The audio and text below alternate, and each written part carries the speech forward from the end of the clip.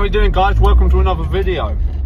This video is going to be about, I'm eating some chocolate at the moment, sorry, no one wants to see that.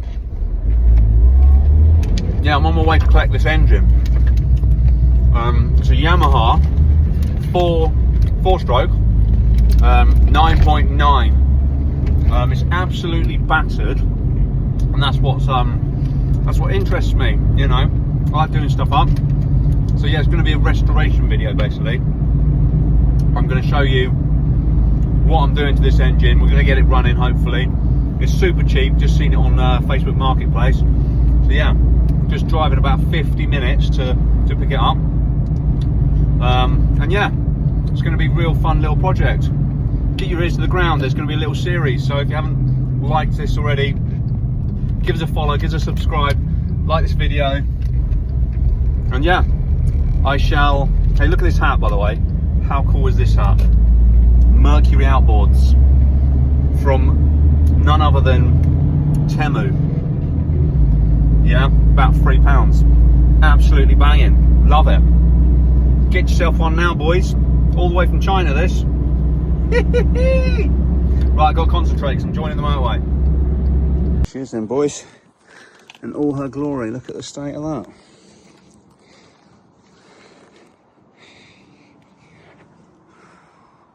Yeah, needs a bit of love. Shouldn't take much though, I don't think.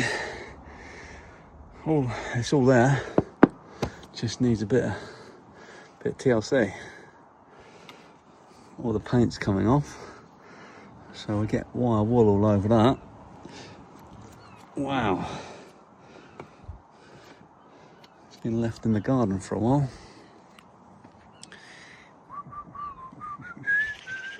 First thing I'm going to do, I think, is get one of these. Well, actually, I'll make sure I can get it going first before I start buying bits for it.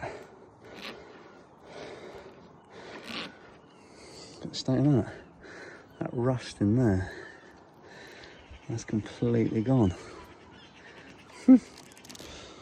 How long does it take to be sat around for something like that to happen? Anyway, it's got good compression. I've given it a few pulls. Just need to get a fuel line connector. Get some fuel in it. I might go and get the what's it called? The Easy Start. That kind of petrol that sprays in. You can spray it in the intakes and you can at least maybe hear it fire up or something. Maybe another day. It's getting a bit late now. But yeah, that cowling that'll come up. That'll paint up nice. One thing I was quite surprised at, they're quite big, they're quite chunky, but apparently it's got the same block as a 15 horsepower. And the guy said he's already put a 15 horsepower carburetor in it. And that's where he got to. He kind of gave up on it because he pulled this and done his shouldering or something. That old chestnut, nah, the fella was a nice guy, he was cool. He was a really nice dude. But yeah, he even wants to go fishing with me, so can't go wrong really. Got a new friend. But yeah, first things first, we got to get this. Got to get it going. But anyway, this was the only thing that was a little bit painful, just to see that the skeg's been completely sheared off. But that's not going to affect the performance. If anything, it'll make it a bit lighter. So we should at least get an extra horsepower from that. Yeah, it doesn't look too bad. That's with the hood off. It's got one of these belts. Belt drive. I mean, I shall definitely be checking that for wear once we get working on this engine. But this is the brand new carburetor that he's put on. Dipstick's got plenty of oil on it, saying that he could have just chucked a load in. Can't see any petrol in the fuel filter.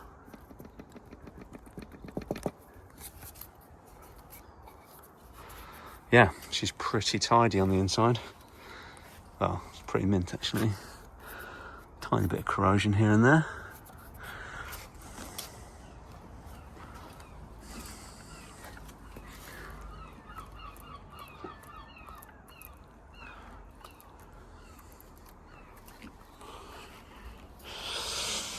hopefully it won't take much to get this bad boy going. So he's got, it's a 2-cylinder.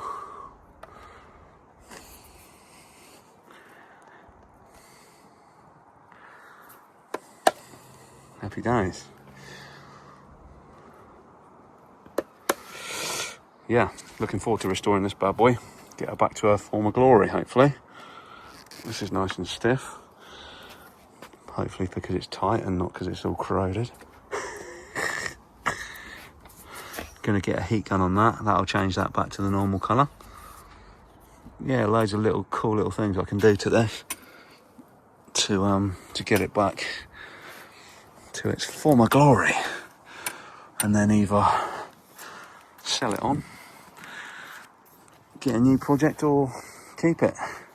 It's really heavy. I definitely need to get a trolley if I'm going to be taking this up and down the beach. Yeah, you know me, I'll find a way. Right guys, it's day one of trying to fix this 9.9 Yamaha. So what I've discovered is the pull cord, you can pull it. Sometimes it's very stiff, other times it's loose, and when it's loose is how it's supposed to be. So I've done a bit of investigation, done a bit of research, and that suggests that the cylinders could potentially have a bit of corrosion inside. There might have, at some point, condensation or water might have got into the cylinders and then produced a bit of surface rust, which is not good at all for your motor. That's basically you know, a step towards a seized engine. So you can sometimes rescue them, but number one thing to do is take your plugs out and soak them with like WD-40, soak the cylinders. So what I've done is I've sprayed loads into the cylinders, and you know, you're meant to let it soak for a couple of days, you know, repeat the process, you know, a couple of days, letting it just soak, and then give it a pull slowly. And what we should see is it becomes a bit more consistent with the pull cord. The cylinders, the pistons should, you know, the lubrication should hopefully just give those pistons a little bit more chance of moving up and down, in and out, a little bit more, what's the word? A little bit more universally. I might just give it a tug now, actually. It should be, hopefully, if there's any chance of rescuing this without these plugs in. Where the plugs gone? Down there. I had a little look actually on the end of the plugs, just to see if there was any sort of indication as to the health of the cylinders. I think the bottom one, the spark plug, just looked quite normal. It just looked a bit dark and obviously charred a bit. I think the top one, I could actually, no, this was the bottom one actually. This was a cleanish one, cleaner of the two. But the bottom one had, I could feel tiny bits of like micro specks of probably metal, rusty kind of, not loads, but enough to, you see that bit flake off there, just enough to know or make a good assumption as to the health of that top cylinder. So that one I think is the one that potentially could have, like I was saying, a bit of surface rust in there. So yeah, I'm just squirting both of them really with the WD-40. The top came off, so I'm just kind of like squirting it in there with a little bit of help from a little screw or whatever, just to press it down. Yeah, I'm not even going to comment on the state of the top of that. That's kind of like dust and all sorts of weird stuff, so make sure you don't get that in the cylinder. Anyway, I'm actually going to give it a little tug now, just to, like I was saying, just to feel if that has made it easier to pull the cord, because there won't be any compression in there at the moment, so that should free everything up. But I'm not going to overdo it, because you'll do damage to the cylinders and the pistons if there's too much corrosion in there without, you know, letting it it settle with this fogging stuff, this WD-40. But anyway, let's give it a little pull, see if it's easier. Just get that off. Probably won't be able to do that one-handed, but we're gonna give it a go.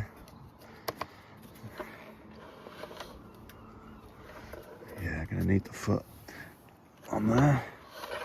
Oh yeah, that's much easier. Yeah.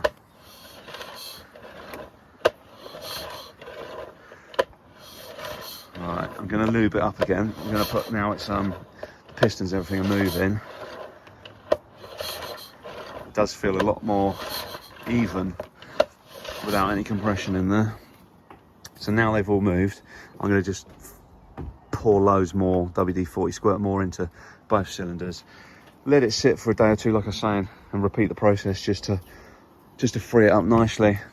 Another thing that was a bit strange, I don't know if you saw this in the other video, all of this was perished, so I started picking it away and this completely just sheared off. So that's the end of the tiller. Solid piece of metal. So yeah, this engine has been sat on the back of a boat in a river probably for a while, and I'm wondering if somebody jet washed it and then to get all like the barnacles off it maybe, and started taking all the paint off at the same time. I don't know, it's a lot of without knowing the history of this, it's just guesswork. But all these internal mechanics look pretty good condition. A lot of corrosion on that plate there, but it's no biggie, it's just surface rust. A little bit of corrosion around there, but the rest of it, you know, it's absolutely mint condition. So yeah, it shouldn't take long to get this one up and running, I don't think. Yeah, gonna get the old wire brush out and get some of this surface rust off.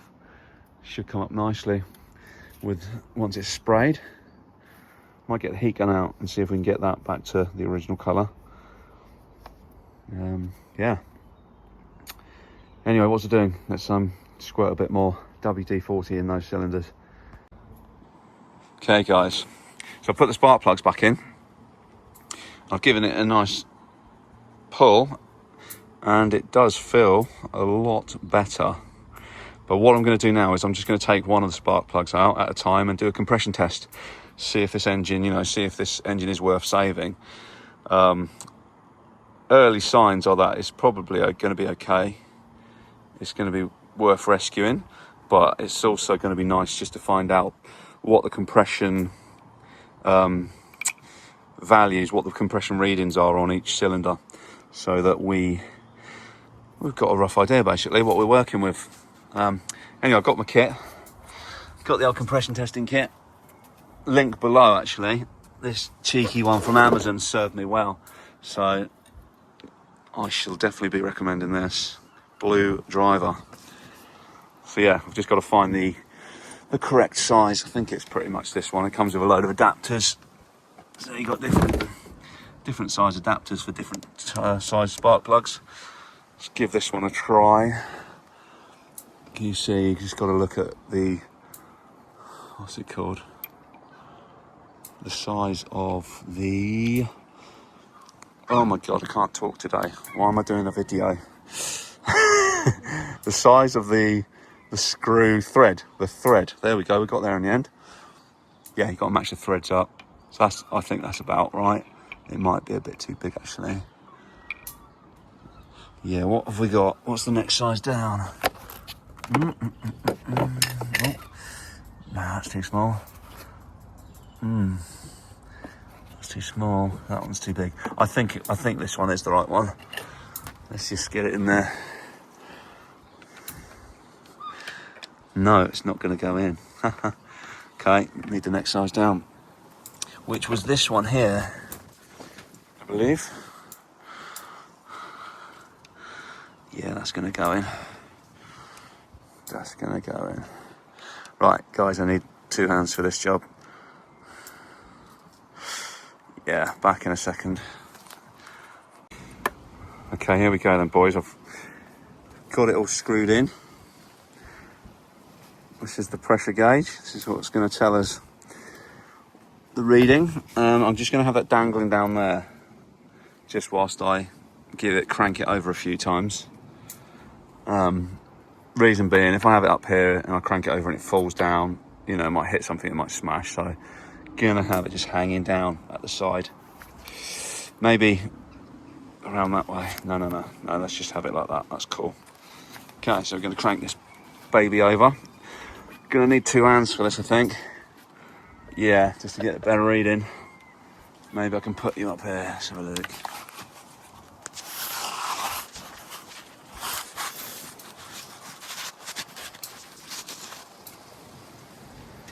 Probably can't see me from there, can you? Let's try that.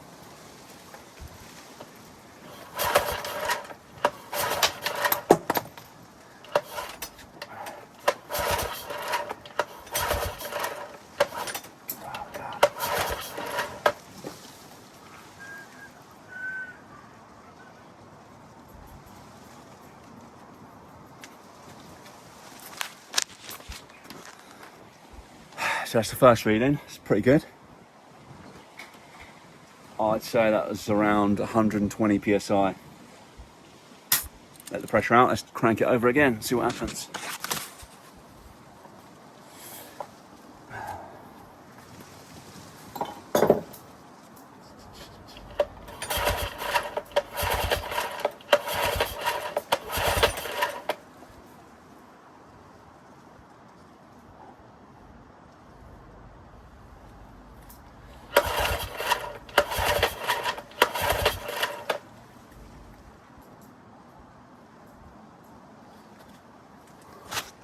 Bang on 100 this time.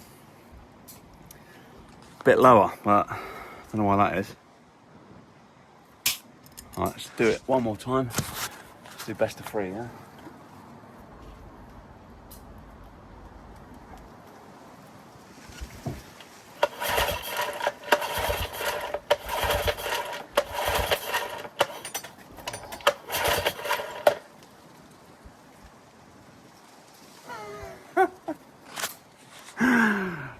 I don't know if you can see that.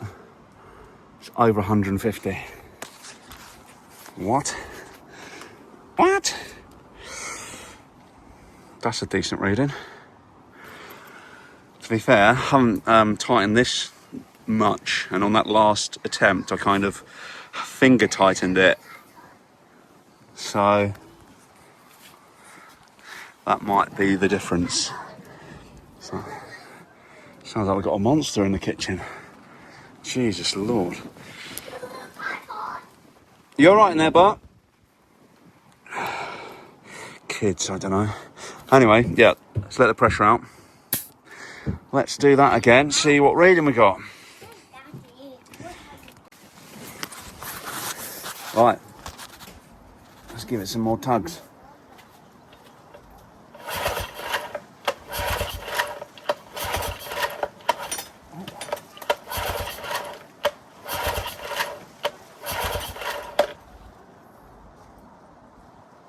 $120.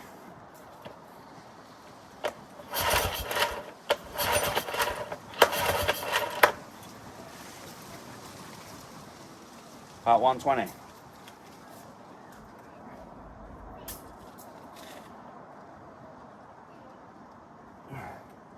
Just tightening it up because that's definitely going to have a difference. Make a difference, yeah. But don't copy me. Don't hand tighten it. Make sure you get a little, I don't know, adjustable spanner on there. So I can't be bothered to go and get mine. I'm just kind of doing this quickly, but let's do it again.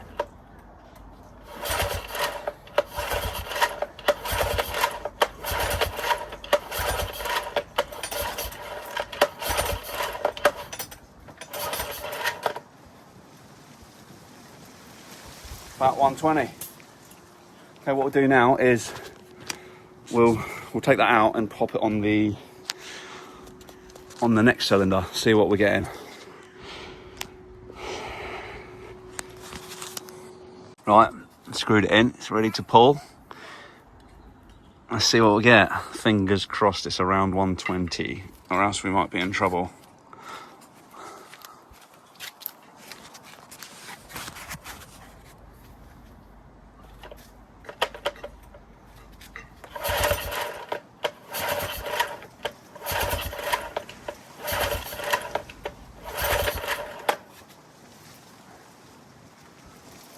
Yes.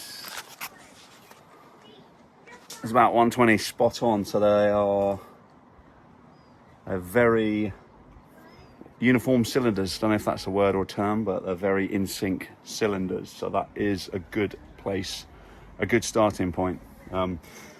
We know this engine is definitely worth recovering. But fingers crossed, it's just a fuel issue. 90% of outboards that break down is fuel related, but it's always good to double check your cylinders, as you're all probably aware. But yeah, let's what's next then? I'm going to get the spark plug in, get the HT lead, or whatever these coil leads are called. Don't know what the technical term for those are. HT leads I'll call them, I think, in the world of mechanics. Yeah, whatever. Anyway, yeah, gonna get the spark plug back in. Gonna spray some Easy Start in the air intake, and then let's get it pulled over. See if we get a bit more than just a splutter this time.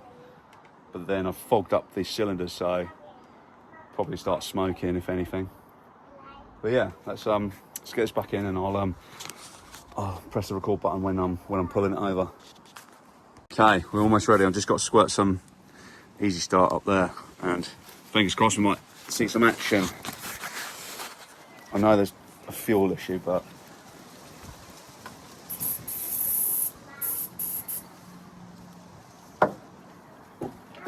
ready? Oh.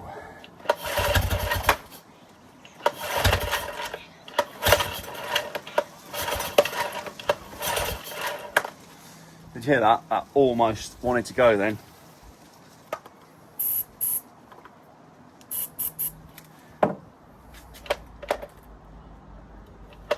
Oh.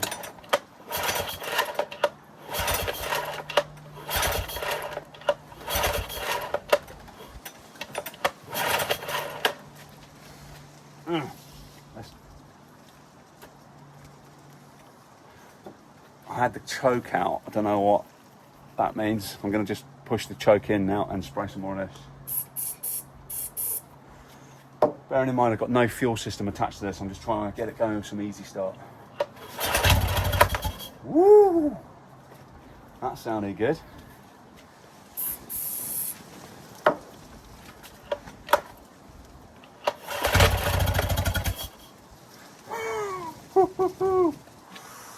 That's the best it's been so far.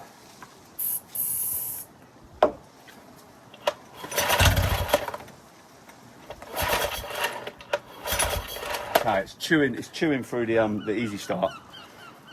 There's obviously no fuel in the carb. It's just operating on fumes from this. So I reckon if we can somehow get some fuel in that carb, we might be onto something. We come to think of it, I need to drain that carb because it might have some dirty fuel in there. It's probably all like varnished up now, and probably could do with a clean.